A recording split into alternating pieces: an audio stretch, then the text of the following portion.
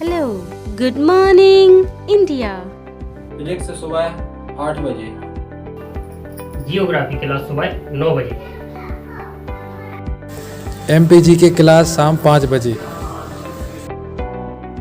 Static GK शाम 6 बजे, reasoning class शाम 7 बजे, साइंस क्लास शाम 8 बजे,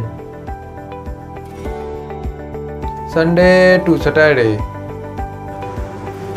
back to back classes. Live from studio. तो आज ही बुंदेलखंड क्लासेस को सब्सक्राइब करें। हेलो दोस्तों, नमस्कार। मैं देशराज बुंदेलखंड क्लासेस में आप सभी का हार्दिक स्वागत करता हूं।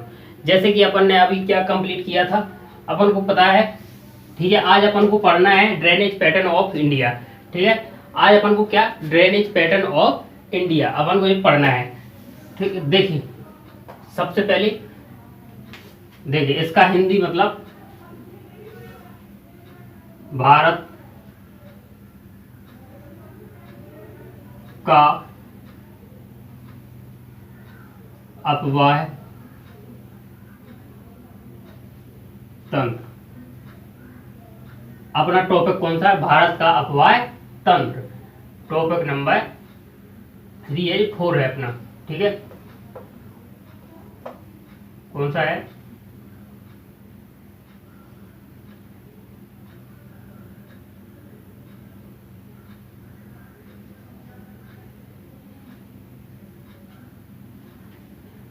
ठीक। देखो, drainage pattern of India. Drainage pattern of India Bharat का अपवाह तंत्र। भारत के अपवाह तंत्र मतलब नदियां। क्या है?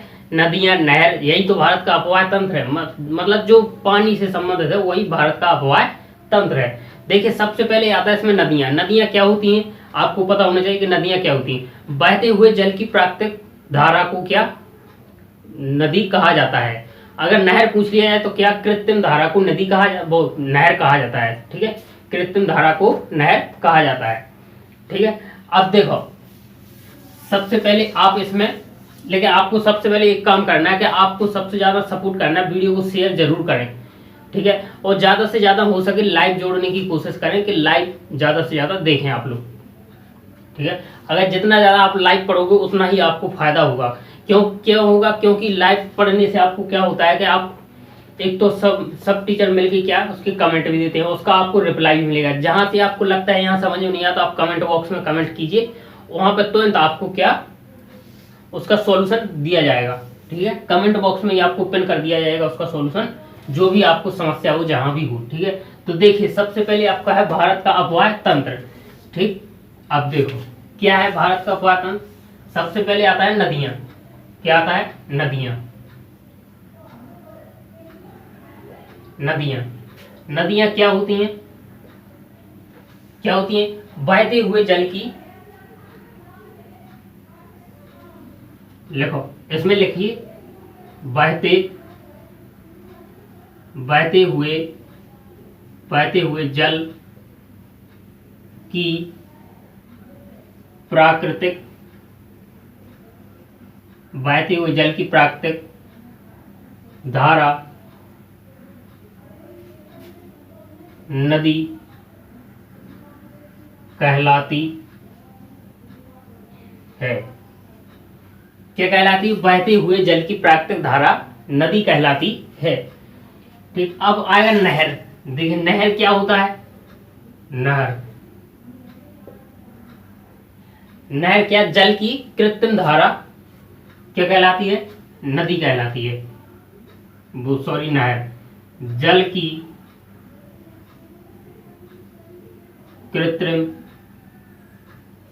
कृत्रिम का मतलब मानव द्वारा निर्मित, कृत्रिम धारा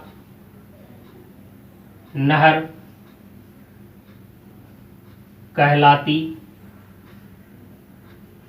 है। देखो, अब आगे अपन को पढ़ना है नदी। सबसे पहले नदी के सबसे पहले तो अपन को इसके देखने कि आप इसके क्या लाभ है।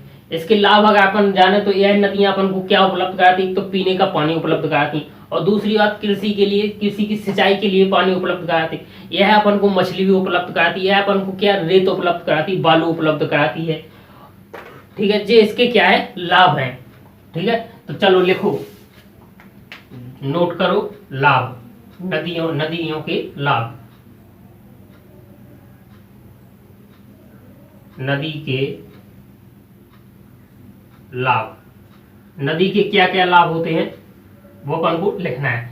सबसे पहले नदी के क्या क्या लाभ है, देखो सबसे पहले तो यह है अपन को क्या, पीने का पानी उपलब्ध कराती, यह है पीने का पानी उपलब्ध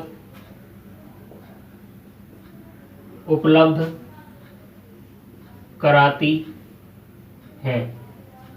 उपलब्ध पानी अपन को क्या, पीने का पानी उपलब्ध कराती हैं।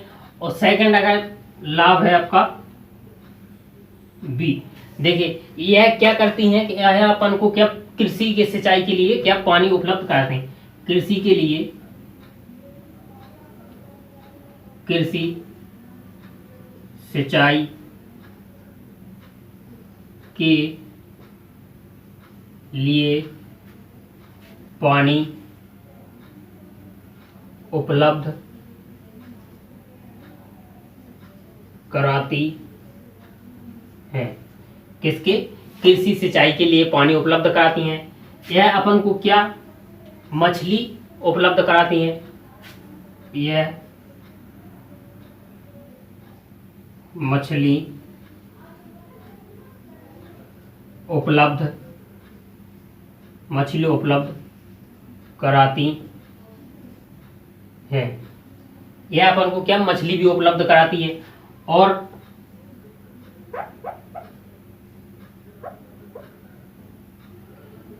नेक्स्ट अगर आपसे पूछा जाए तो यह अपन को क्या, बालू उपलब्ध कराती है। जो नदी की तली में होती है, जो बालू जम जाती है, वह अपन को उपलब्ध कराती है।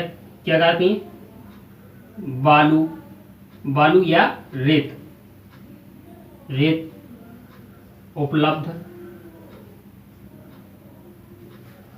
कराना। ठीक, अब इसके आएंगे समस्याएं। क्या समस्याएं होती हैं इसकी समस्या अपन को पढ़ना है। ठीक है, तो एक पॉइंट और लिख लीजिए इसमें, यह अपन नदियां क्या कराती हैं। और सबसे मेन चीज, अपन जो लाइट वगैरह होती है वो क्या, विद्युत उत्पादन कराना। इसमें क्या है, जल विद्युत उपलब्ध कराना। यह क्या है, इसके लाभ है, नदियों के लाभ हो गए। हर एक नदी नहीं है, सभी नदियों के लाभ हैं जी। अगर मैं किसी में लाभ नहीं लिखूंगा, अब सीधी अपन को क्या, नदियों के बारे में पढ़ना है। तो उसकी सहायक नदियां कौन सी है, कहाँ से निकलती हैं, कौन सी ग्लेशियर से निकलती हैं, ठीक है, और किस नदी में मिलती हैं, कौन सी सहायक किस नदी की है, सब अपन को पढ़ना है। यहाँ पर तो लाभ तो सभी के एक से हैं, सभी नदियां क्या करती हैं, मीठे पानी, पीने का पानी उपलब्ध कराती हैं। कृषि सिंचाई के लिए पानी उपलब्ध, मछली उपलब्ध कराना, बालू रेत उपलब्ध कराना और जल विद्युत उपलब्ध कराना, यह इसके क्या लाभ हैं। अब अपन को नेक्स्ट पढ़ना है इसकी समस्याएं। इसकी समस्याएं क्या हैं, देखो चलो इसको मिटा दूं।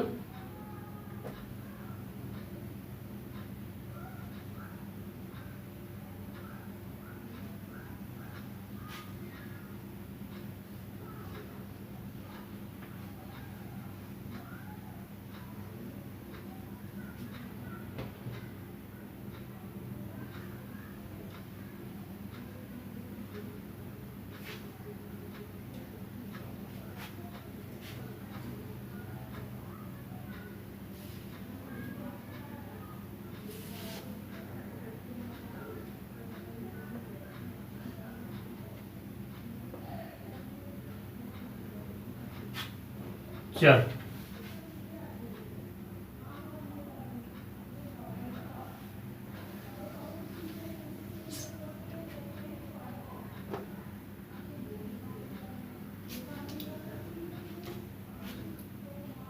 चलो लिखो नदियों की समस्या।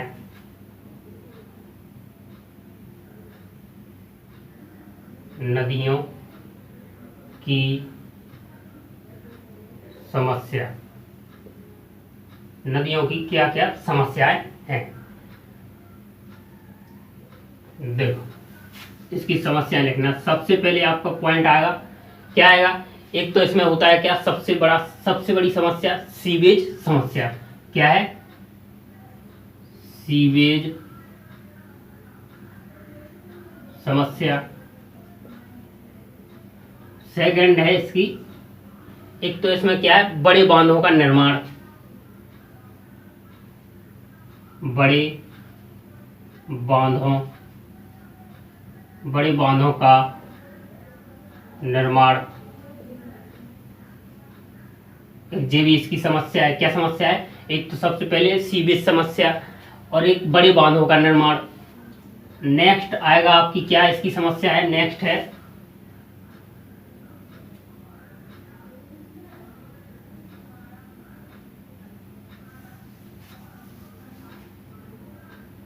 नेक्स्ट लिखिए आप इसमें। और क्या हो सकती हैं इसकी समस्याएं? एक तो देखिए प्लास्टिक प्रदूषण भी है। क्या है? प्लास्टिक प्रदूषण। और क्या है इसकी समस्याएं? और अगर आप देखी जाए तो या जो फैक्ट्री होती है उनकी रसायनों का क्या होती है, जो कंपनियां होती हैं उनकी रसायन जो वगैरह निकलते हैं वो सब क्या करते हैं, नदियों में डाल देते हैं।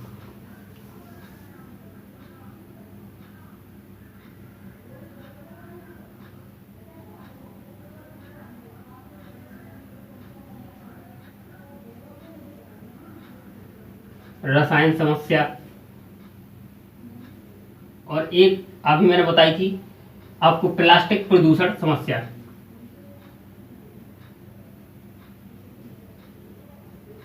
प्लास्टिक प्रदूषण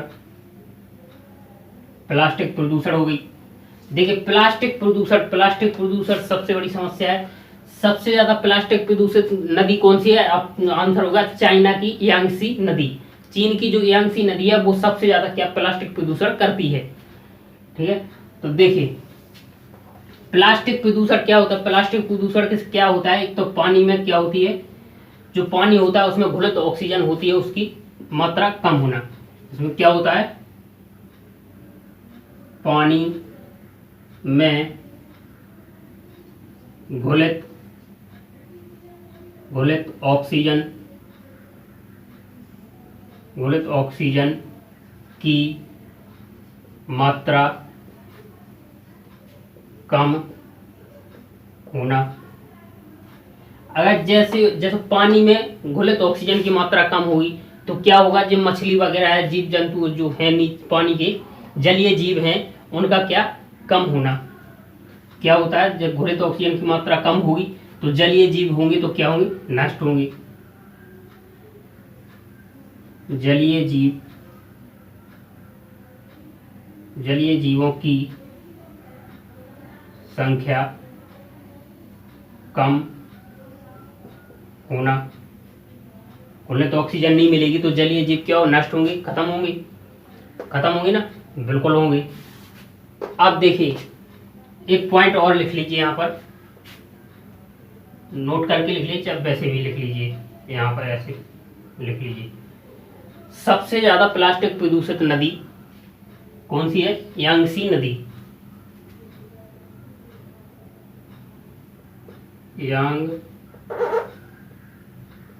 यांगसी नदी कहाँ पर है? चीन। जो क्या है, सबसे ज्यादा प्लास्टिक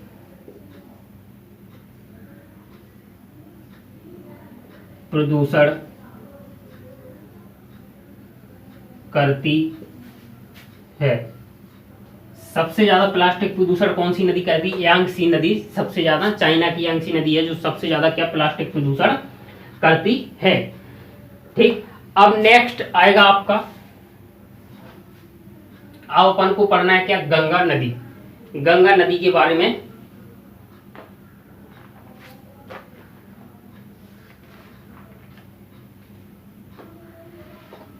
देखो, इसको लिख लीजिए ना, चलो अच्छी बात है।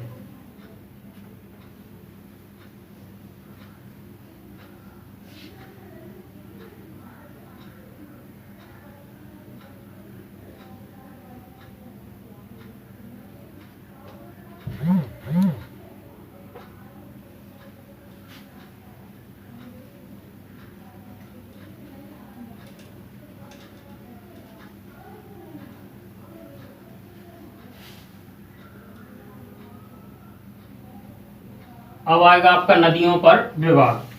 जब नदियों पर विवाद होता है, जैसे कि मान लीजिए कोई देश और देश के बीच में विवाद है, तो इसको कौन समझाएगा? अंतर्राष्ट्रीय न्यायालय। इसको अंतर्राष्ट्रीय द्वारा न्यायालय द्वारा समझाएगा। अगर कोई स्टेट और स्टेट के बारे में विवाद है तो इसको विदेश में नहीं जाएगा, अंतर्राष्ट्रीय न्यायालय के पास में नहीं जाएगा। जो भारत में 5 सदस्यीय कमेटी होती है वो इसको क्या सुलझाती है? देखिए, नदियों पर विवाद। तो अगर नदियों पर विवाद है, इस पर अगर नदियों पर विवाद है तो इसको कौन समझाएगा? देखिए, सबसे पहले पॉइंट लिखिए, ए करके लिखिए। ए पॉइंट, अगर देश और देश, कंट्री और कंट्री के बीच में विवाद है, देश और देश के बीच में क्या विवाद, देश और देश के बीच में विवाद है, तो इसे कौन समझाएगा? अंतर्राष्ट्रीय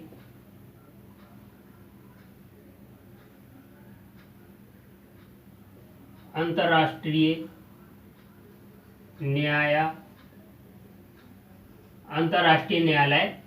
क्या करेगा? समझाएगा।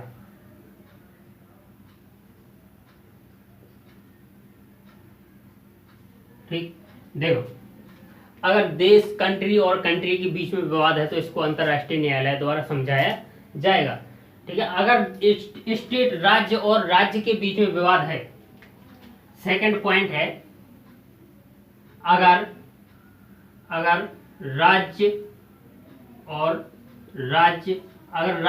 राज्य के बीच में विवाद है,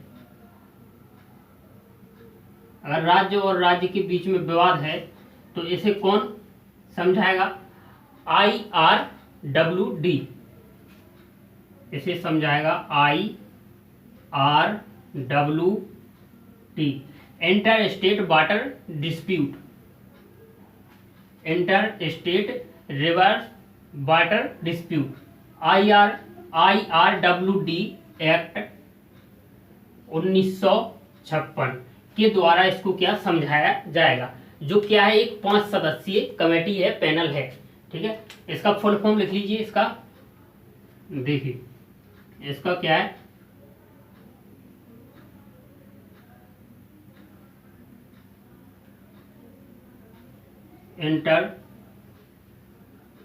inter state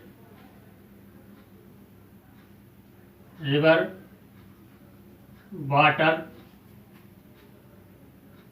water dispute act 1956। इसका जी क्या फुल फॉर्म है पूरा? Inter state river water dispute act 1956 के द्वारा इसको समझाया जाएगा। इसमें एक पैनल होता है, कितनी? 5 सदस्यीय, 5 सदस्य का एक क्या पैनल होता है, जिसके द्वारा इस विवाद को, राज्य और राज्य के बीच में विवाद होता है तो उसको समझाया जाता है। ठीक है। अगर देश और देश के बीच में विवाद है तो इसे अंतर्राष्ट्रीय मुख्यालय द्वारा क्या समझाया जाएगा। ठीक है। अब अपन को पढ़ना है गंगा नदी। अब हेडिंग डालिए गंगा नदी। कौन सी है? गंगा रिवर।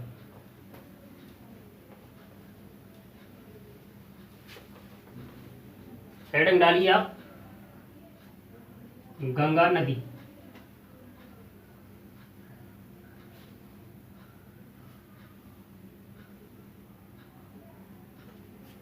ठीक, देखो डालो, हेडिंग डालो आप जल्दी से।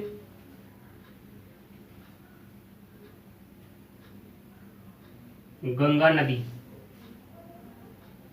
आप शेयर करते रहना, वीडियो को शेयर करो यार, ज्यादा से ज्यादा शेयर करो, इसको लाइक करो हैं।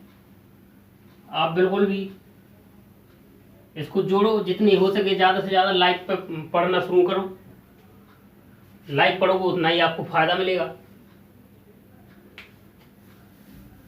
चलो हेडिंग डालो गंगा नदी। गंगा नदी। देखिए गंगा नदी, गंगा नदी सबसे पहले उद्गम,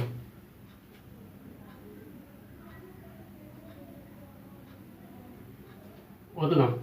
आपसे पूछा जाएगा गंगा नदी का उद्गम कहाँ से होता है, तो गंगोत्री या गौमुख ग्लेशियर से इसका उद्गम होता है। यह भारत के कितने 5 राज्यों से होते हुए बांग्लादेश में निकल जाती है। बांग्लादेश में इसे पद्मा कहा जाता है। भारत में कौन कौन से 5 राज्य है, उत्तराखंड, यूपी, बिहार, झारखंड, पश्चिम बंगाल, 5 राज्यों में यह बहती है। ये और अगर आपसे पूछा जाए कि यह भारत का कितनी परसेंट, 26% एरिया ऑफ इंडिया, कितना, भारत के 26% एरिया को कवर करती है। और भारत के 15 राज्यों में इसका क्या है, अफवाह तंत्र है। 15 राज्यों में इसका क्या अफवाह फैला हुआ है। ठीक, अब देखो, चलो सबसे पहले देखो उद्गम। उद्गम कहाँ से, गंगोत्री या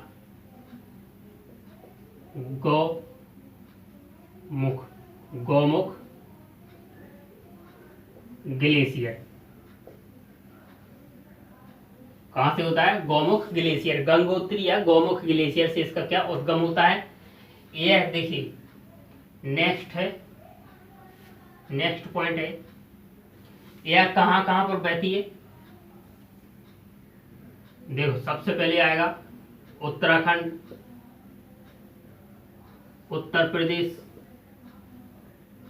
झारखंड, उत्तर प्रदेश के बाद आएगा बिहार प्लस झारखंड,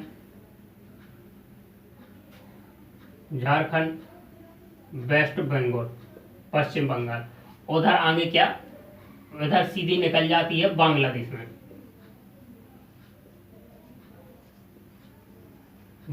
बांग्लादेश में इसे क्या, पद्मा कहा जाता है। ठीक, देखिए यह भारत के 5 राज्यों में बहती है। कितने राज्यों में बहती है, 5 राज्यों में बहती है। ठीक है, अब नेक्स्ट पॉइंट आपका,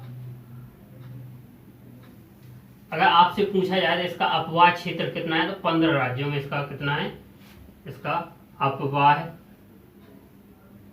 क्षेत्र कितना है, 15 राज्य। इसका जो पानी है वो कितना, 15 राज्यों में उपयोग किया जाता है। ठीक है,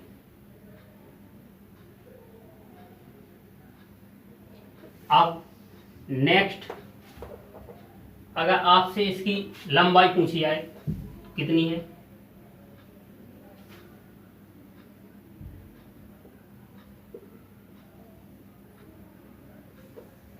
इसकी लंबाई कितनी है, 2525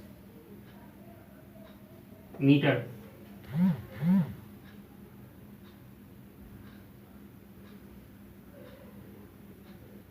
किलोमीटर कितनी है, 2525 किलोमीटर की लंबाई इसकी है। ठीक है,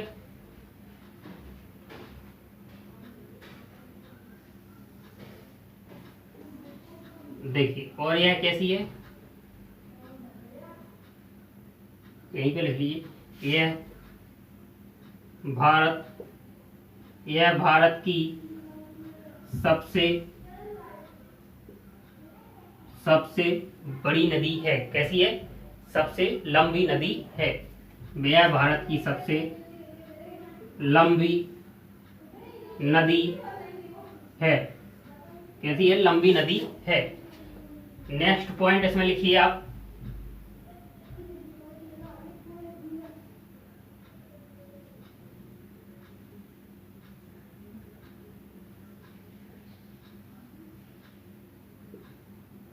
- 2008 में इसे राष्ट्रीय नदी घोषित किया गया।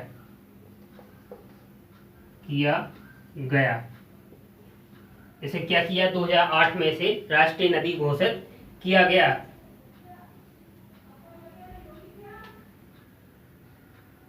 नेक्स्ट पॉइंट, नेक्स्ट यह है स्वतः स्वच्छ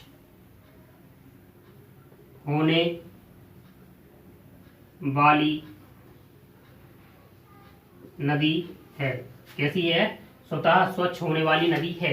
देखिए अब एक बार और समझिए इसको। गंगा नदी, गंगा नदी इसका उद्गम कहाँ से? गौमुख ग्लेशियर या गंगोत्री या गौमुख ग्लेशियर से इसका उद्गम होता है। यह अपने भारत के कितने 5 राज्यों उत्तराखंड, यूपी, बिहार, झारखंड, पश्चिम बंगाल में बहती हुई है बांग्लादेश में निकल जाती है, जिसे क्या पद्मा कहा जाता है बांग्लादेश में। यह भारत के 5 राज्यों में बहती है। अपवाद क्षेत्र पूछा जाए तो 15 राज्य इसका अपवाद क्षेत्र है, 15 राज्य। ठीक है। लंबाई अगर पूछे 2525 किलोमीटर की इसकी क्या है? लंबाई है। यह भारत की सबसे लंबी नदी है। 2008 में इसे राष्ट्रीय नदी घोषित किया गया है। यह स्वतः स्वच्छ होने वाली नदी है। नेक्स्ट पॉइंट आप लिखिए। देखो ये तो लिख लिया ना। नेक्स्ट पॉइंट है आपका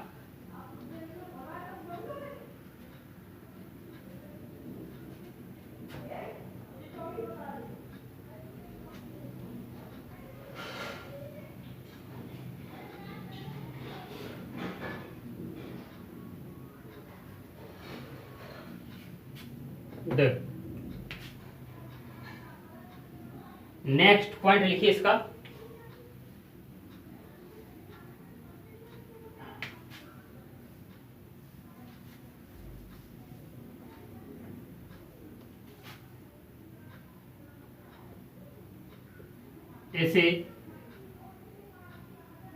इसे बांग्लादेश में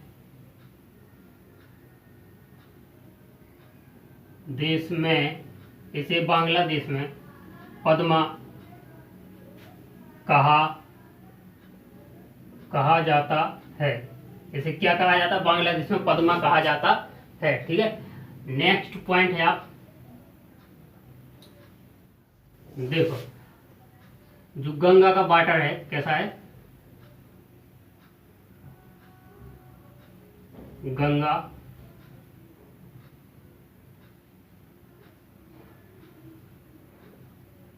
गंगा वाटर है जो कैसा है?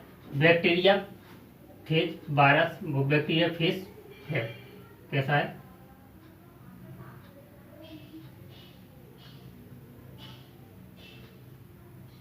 Bacteria phase. एक वायरस पाया जाता है इसमें। क्या वायरस पाया जाता है? जो क्या करता है? वायरस है जी वाला क्या करता है? जो इसमें जो मतलब जो कीटाणु वगैरह हो तो उसको क्या साफ करता है, बैक्टीरिया को मारता है।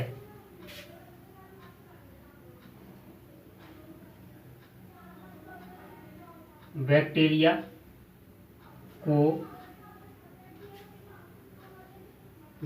को मारता है। ठीक है, यह साफ करता है। अब देखिए आपकी गंगा नदी पूरी कंप्लीट होती है। एक पॉइंट और लिख लीजिए इसमें क्या पाया जाता है? डॉल्फिन पाई जाती है। इसमें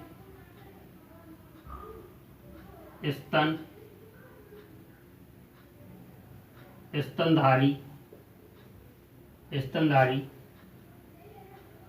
डॉल्फिन पाई जाती। कैसी डॉल्फिन पाई जाती? स्तनधारी डॉल्फिन पाई जाती है।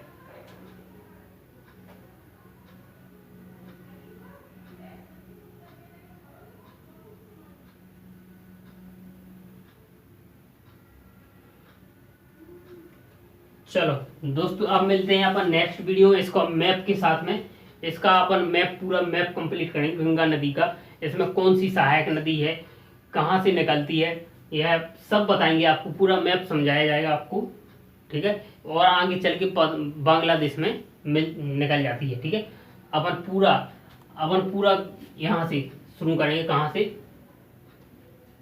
गंगोत्री या गौमुख ग्लेशियर से निकलती हुई अपन बांग्लादेश में कहाँ तक जाती है। पूरा मैप कंप्लीट करेंगे। इसमें कितनी नदियां हैं, कौन कौन सी सहायक नदी है। ठीक है। तो चलिए मिलते हैं नेक्स्ट वीडियो। तब तक पढ़ते रहिए, इसको शेयर कीजिए जरूर। ठीक है। लाइव पढ़ना ना भूलें, क्योंकि लाइव जितना पढ़ोगे उतना आपको बेटर रहेगा। ठीक। तो चलते हैं, मिलते हैं। नमस्कार। हैं।